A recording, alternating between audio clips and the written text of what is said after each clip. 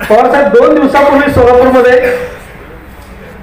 चंदू काका सराफ नावाच्या बारामतीच्या सोलाच्या दुकान उघडलं. याला 2च दिवस अजून झालेले आहेत आणि आज बारामतीचा सोन्याचा माणूस आपल्या सगळ्यांच्या उपस्थितीमध्ये आहे. सोलापूरकर म्हणून मी त्यांचं स्वागत करतो आणि ही आमच्या भाग्याची गोष्ट आहे असं समजतो. पवारसाहेब आमच्या प्रगती प्रकाशनच्या पुस्तकाच्या प्रकाशन सोहळ्याला पाहुणे म्हणून यावेत यापूर्वी आम्ही 2-3 वेळा प्रयत्न केलेला आहे, परंतु आमचा तो प्रयत्न फसला. राजा माने यांनी लिहिलेल्या ज्यांनी आम्हाला कवेत घेतलं या प्रकाशन सोहळ्याला पाहुणे म्हणून यावे म्हणून आम्ही त्याला यशवंतराव चव्हाण सेंटरमध्ये जाऊन भेटलो होतो. आमची तासभर चर्चा झाली होती, पण तारखेच्या अनुपलब्धतेमुळे ते जमलं नाही.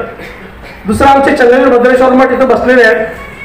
पवारसाहेब पावसात भिजल्यानंतर 1 लाख लोकांनी आपला व्हॉट्सअपचा डीपी बदलला. त्यावेळेला मी संचालक संतोष पवारसाहेब तिघं चर्चा करत होतो. त्यावेळेला आमच्या डोक्यामध्ये पावसातला सह्याद्री नावाचं एक पुस्तक जन्माला आलं आणि चंद्रवीर भद्रेश्वर मठ मध्ये ते पूर्ण केलं.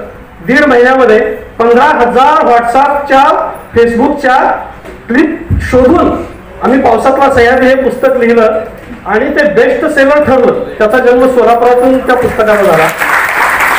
त्याही पुस्तकाला पवारसाहेब पाहुणे म्हणून यावेत अशी आम्ही विनंती करत होतो, पण ते काही जमलं नाही.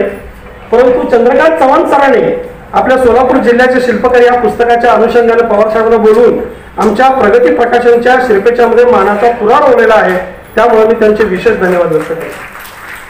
भद्रेश्वर मठ परत गेले वाटतं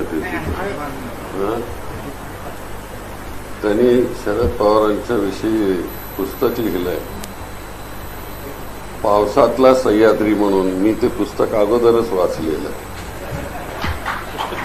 आज नाही त्याचं अजून प्रकाशन व्हायचं आहे, पण मी ते पुस्तक वाचलं.